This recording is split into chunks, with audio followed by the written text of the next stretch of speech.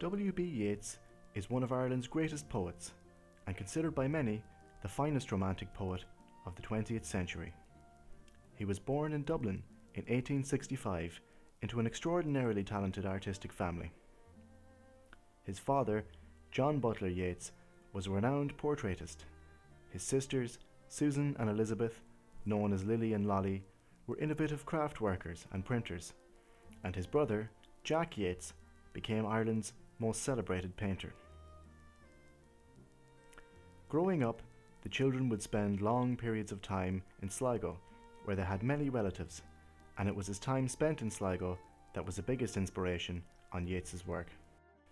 William Polexfen, father of Yeats's mother Susan, was one of Sligo's most wealthy and distinguished residents, being co-owner of the Sligo Steam Navigation Company. W.B. and his siblings would often stay with the Polexfens as children. First, here in Merville House, where the servants told them stories of fairy doors on Ben Bulben Mountain leading to the fairy underworld, and fairy lights on Knocknarea Mountain which could be seen from their house at night. These stories would fuel the imagination of young William and would become a big influence on his art. Come away, O human child, to the waters and the wild, with the fairy hand in hand, for the world's more full of weeping than you can understand.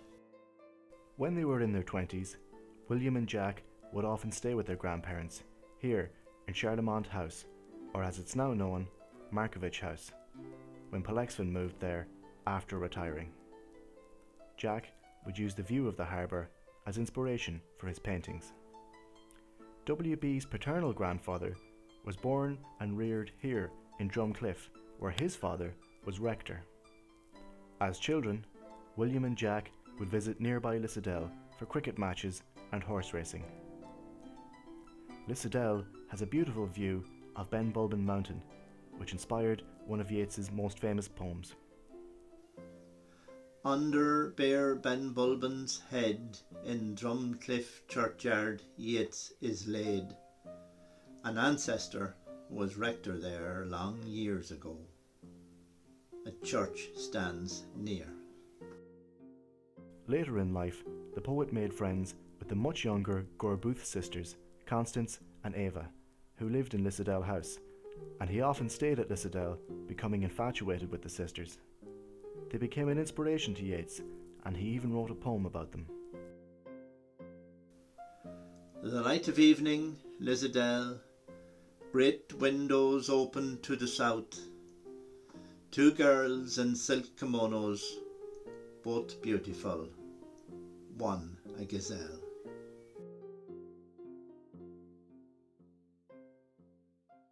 What I noticed through my research and my time at Lissadell was that Yeats had an affinity with Eva, more so than Constance, who was more famously known as Countess Markovich. Eva Gorbooth was a suffragette, a poet and an artist, and he actually confided in Eva about his unrequited love for Maud Gonne. And he even offered her some advice at the time that whenever you're feeling, I suppose, low, or when the feeling is weightiest, you're at your best. And what I liked about that relationship is he was very encouraging to Eva, but she also had an influence on him, because we sometimes don't always see this friendship between Eva and Yeats as much as Constance Gorbooth and Yeats. Yeats passed away in 1939 in Roquebourne Cap Martin on the French Riviera. In 1948, his remains, or at least some of them, were reburied here, where his great-grandfather was rector, in Drumcliff Church. Sligo now refers to itself as the Land of Heart's Desire, which is the title of a play by Yeats that's set in the county. And if you travel to Sligo today, you can see evidence of their reverence for the poet everywhere.